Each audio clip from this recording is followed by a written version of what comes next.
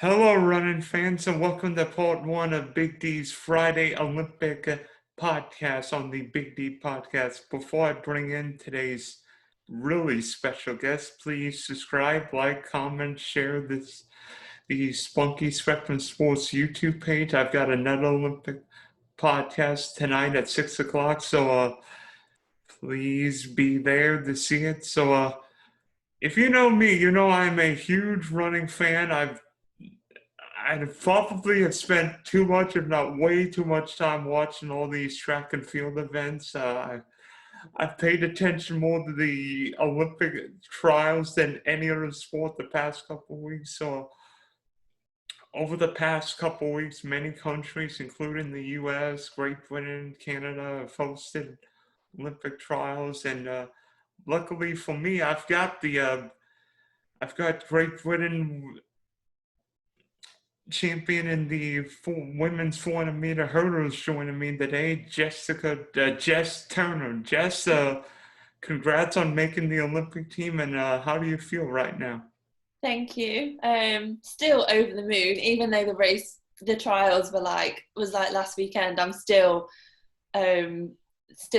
just really emotional and just I'm still on cloud nine. So I don't think that's gonna that's gonna end anytime soon. That smile won't come off your face even when you leave for Tokyo, right? Yeah. No, it's just super exciting and I mean to be in the Olympics has been my dream since I was a kid. I started athletics since I was 8, 10 years old. So to finally get here is just big dream come true, really, for me. Do you remember you remember your first running adventures? Yeah. So I started athletics since I was like 8, 10 years old, and I've got an older sister who also was a very talented runner. So me being the younger sister, I wanted to follow in her footsteps and just do everything that she did. So when she joined our local athletics club, I went ahead and joined as well.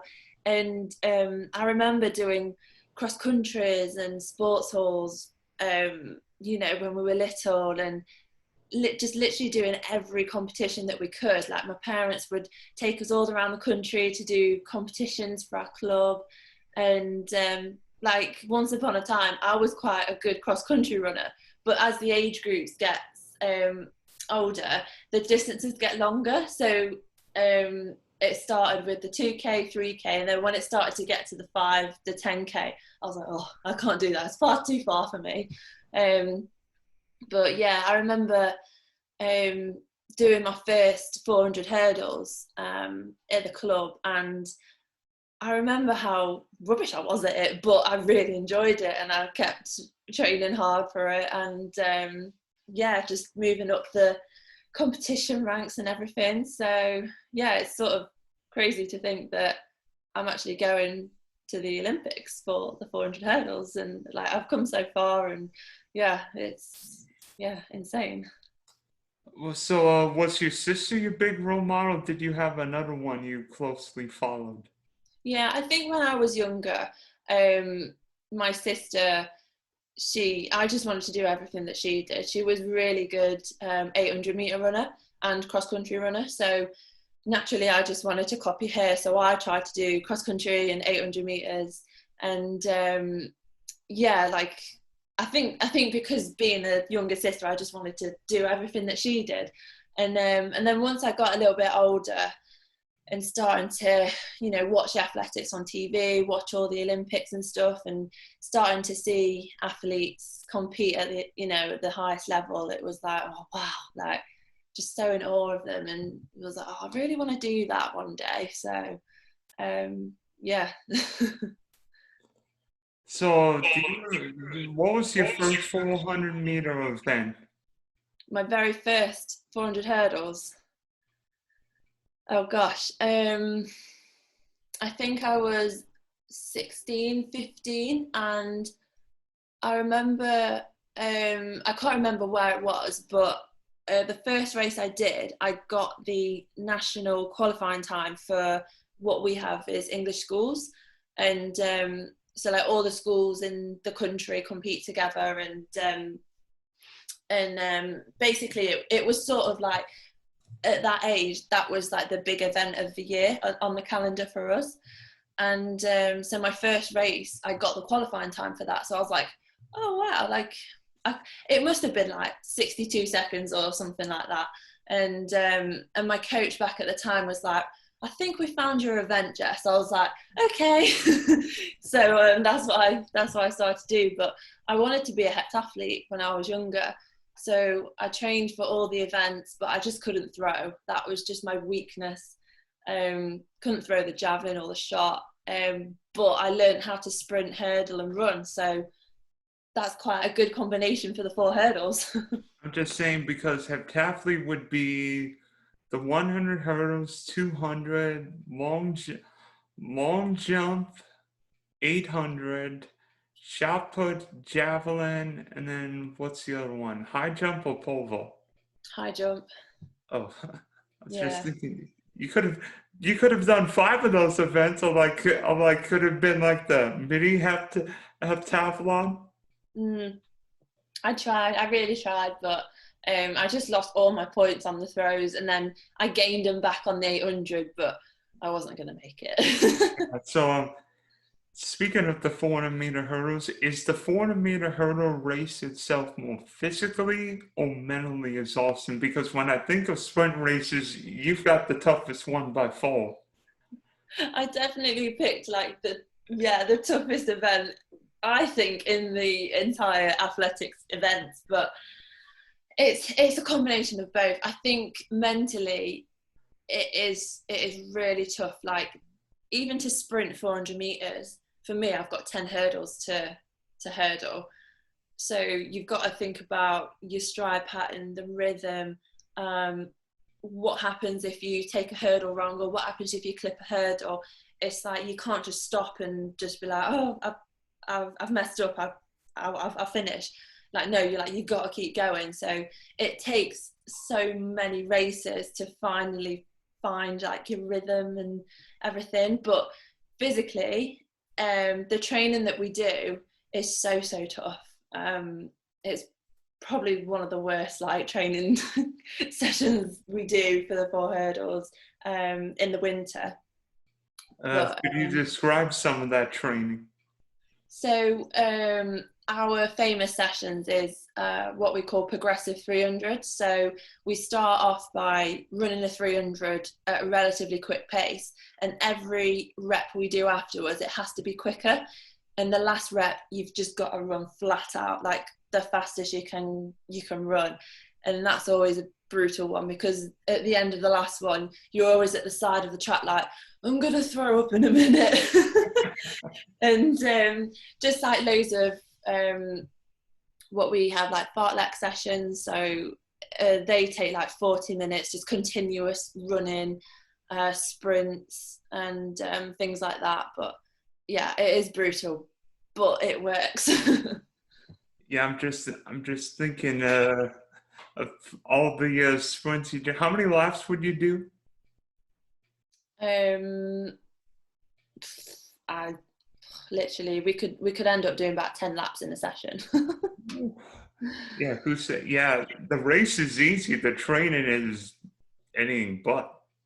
I definitely agree with that. Like, the training is brutal and it's so hard, but when you get to racing, it's only one lap around the track. So you do all your hard work in the winter, and then you come out in the summer and race. It should feel easier than the actual training. Yeah. Yeah, so one of the first times you were actually at the world stage was the under 23 world championships, where you got a silver medal in the 400 hurdles. Yeah, that was European Championships. Oh, Yeah, European championships. yeah, yeah. That was that was my first international medal. I remember that race so vividly. I was put in lane 9, so I was completely running blind the entire race. So I just remember, like, I've just got to run like as fast as I can. And yeah, I remember crossing the line. I was like, I've got a medal, my first international medal. It was so special. And doing the lap of honour with the Union Jack flag, that was always really special. My parents were there as well, so yeah, they got to experience that with me. So yeah, that's a race I'll always remember. Who says lane nine's a disadvantage? I mean, Wade Van Aert set the world record in what, lane 8 in the 2016 Rio Olympics? Well, after that race, lane 9, lane 8 is my favourite lane. Definitely, because like you can just focus on yourself. You don't get distracted by anyone else because you'll only see them until you come around the top bend or in the home straight. And the 4 hurdles is predominantly your race, your stride pattern. So yeah, I'd say it's my favourite lane now. So 2 years later, you actually made it to the World Championships in Doha, and Yeah. one thing I remember about that was, holy cow, it was unbearably hot, even for October.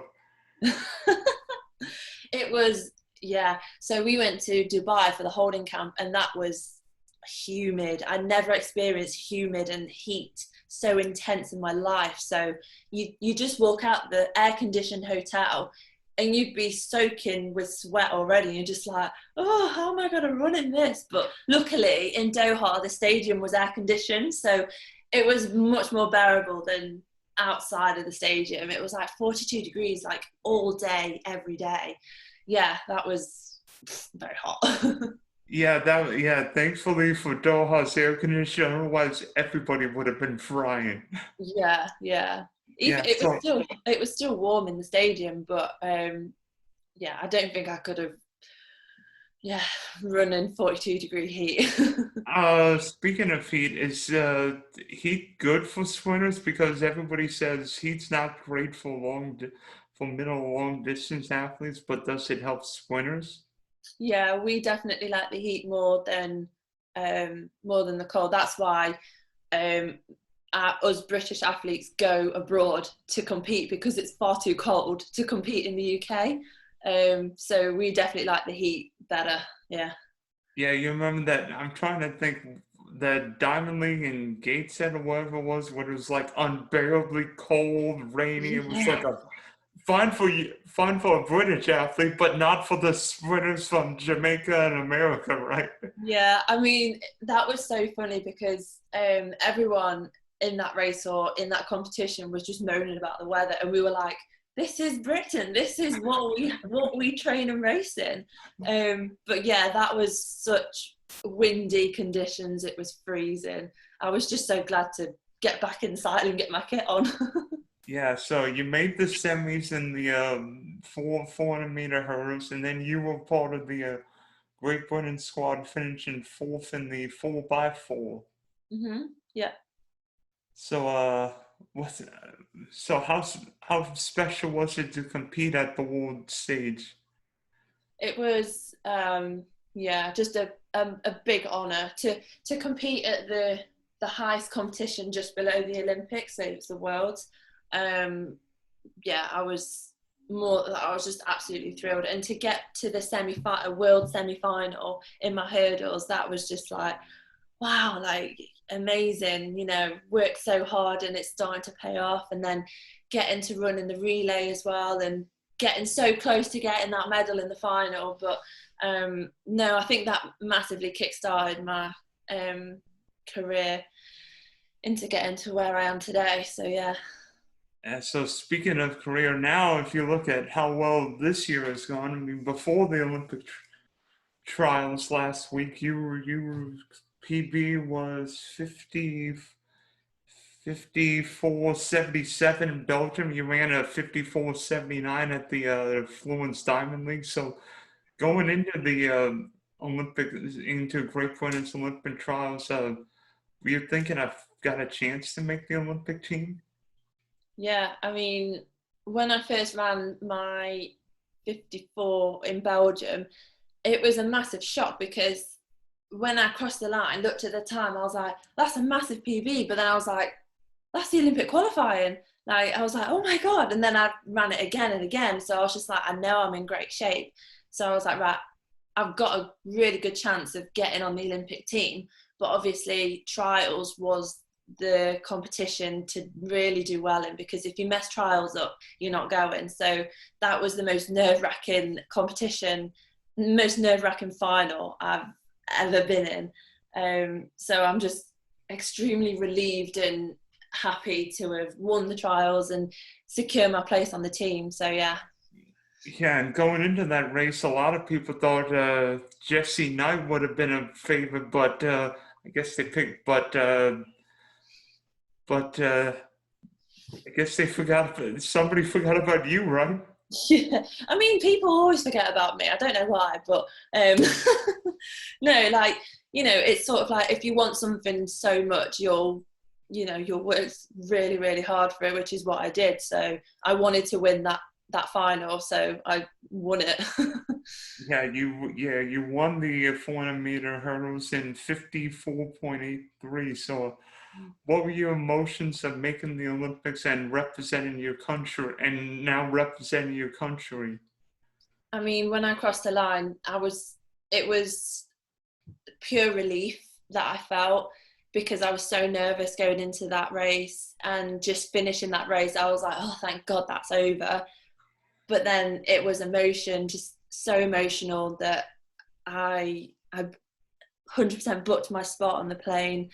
So the pictures that they took of me across the line, I was literally bawling my eyes out, because I was just so happy that I made the team, and that spot was definitely mine. Like, no one could take that away from me. So it was such an amazing feeling, and to say that I'm going to be an Olympian is just a dream come true. And the fact that my parents were there as well, so they were at the finishing line when I crossed the line, and they were waving at me, and I was just like, ran to them, gave them a massive hug. They were bawling their eyes out and made me cry.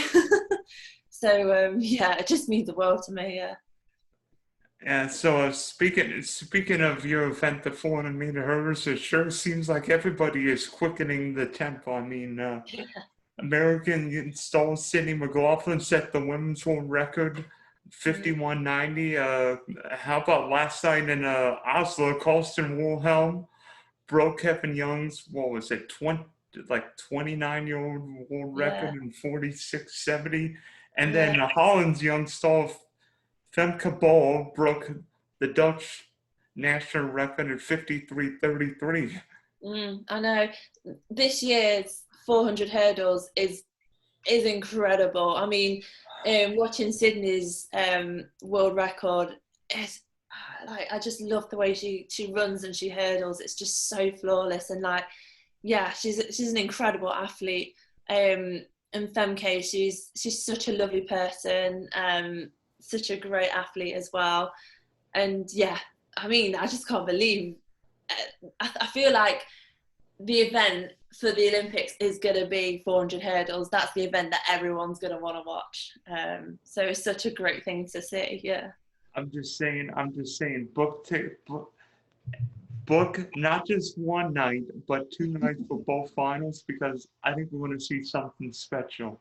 Yeah. Maybe Definitely. twice. Yeah. I mean, I feel like Sydney could break the world record again, and then Karsten could break it. If not, maybe Ry Benjamin, because he came close to breaking the world record in Eugene. Oh gosh, yeah, yeah. I know. I'm a bit way off from Sydney, but I'll try and get there. I'm just thinking it. So, speaking of the Olympics, unfortunately, as you know, it seems like every day a new athlete is suspended or won't participate due to doping, world routes violations, or as we found out with American superstar Sha'Carri Richardson, recreation, marijuana. So, are you concerned that everyone's competing fairly and at an even playing field? Yeah, it's always something that's going to cross your mind when the news article comes out that someone's taken something and they've received a ban and they're not going to the Olympics for this event, and like, it does play on your mind, and you sort of it sort of makes you angry. It's like, why can't people just not, not do this? Let's just play the sport that we love fairly. But it happens, unfortunately. But with the testing that's been carried out all over the world, especially here, is so, vigorous that they will catch whoever decides to dope or whatever. So we're putting our trust in that system, but we just got to make sure that we, don't take anything, stay clean, and make the sport as fair as we can. Yeah, because not in the 400-meter hurdles, but the reigning 400-meter world champ Sally Nasser won't be competing due to 3 or 4 whereabouts failures. Yeah, there was something about that in 2019, I believe. It's just one of those things that you just you just can't really do or say anything about it. It's just, you need to follow the rules. If you don't submit your whereabouts, then that's it. Yeah, look, thinking back to that 2019 400-meter World Championship final, I'm like, how in the heck is Sally Nasser running that fast when that was her 5th race in a week against the most versatile track and field runner of the past 5-6 years in Shawnee Miller Wave? And I'm like, something's fishy. Yeah. Well, something's fishy. Yeah, it is. Yeah, but I don't know. So now the fun part. Now when you get to Tokyo, what will this? Unlike most Olympics, where your family and friends will be there, will this be a unique Olympics because it'll basically be just yourself there, I'm guessing? Yeah, so I mean, I've got nothing really to compare it to. I mean, I've been to Commonwealth Games, which is like a similar setup where you're in a village and you're with other sports as well as your own team. But in terms of the Olympics, like, yes, like I understand that it's not going to be the same as it used to be. But I'm just extremely grateful that the Olympics is still going ahead, even though we're still in the pandemic. So I'm massively grateful that, we've got a chance to actually go and compete at the Olympics. It is going to be very different as to, we're going to be very restricted. So we have to stay in our own bubbles. We can't go out of the village. So we can't go and explore Tokyo, which would have been amazing. But obviously we've got to stick with the rules, which is fine. And we don't want to put ourselves at risk at, catching COVID. That's the worst thing that could happen, that you get there, you catch COVID and you can't run. So the rules are there to definitely, help us, support us and help us not to get trapped in that. But I'm still super excited to go, and all my teammates, all my mates are going, in the team, who are in the team. So I think it'll be good.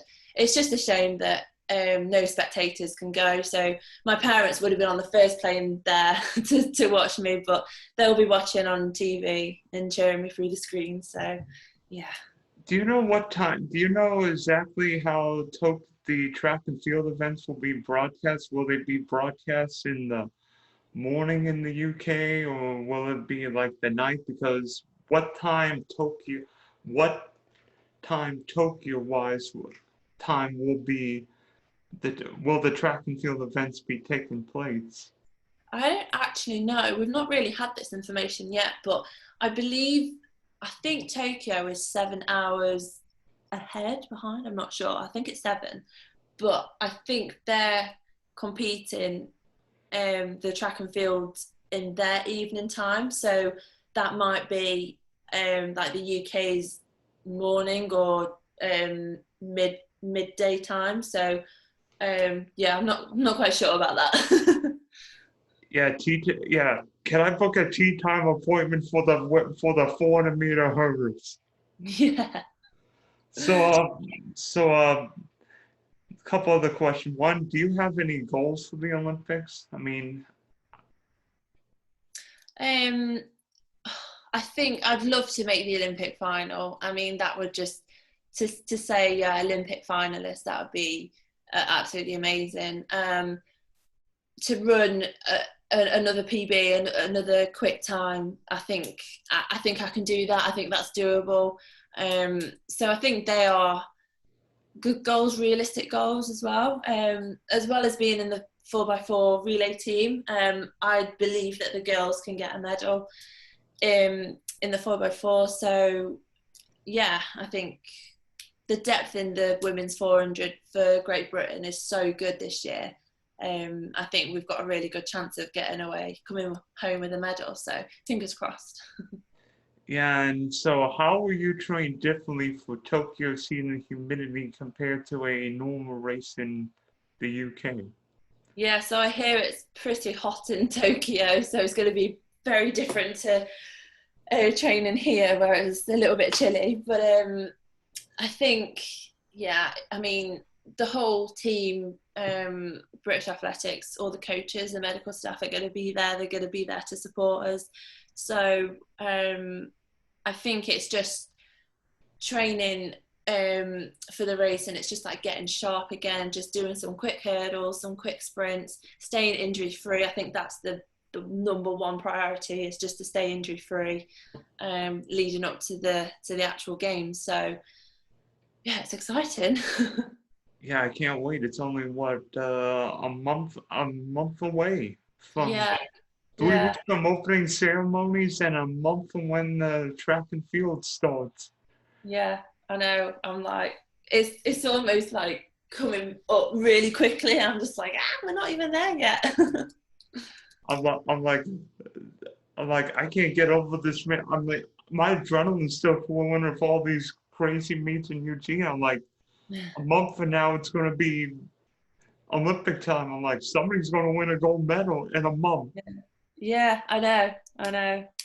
So exciting. Yeah, I can't wait. So, good luck representing Great Britain in the 400-meter hurdles and 4x4, and we'll be cheering you around the world. Oh, thank you so much. Thanks for hopping on, Jess. Thanks.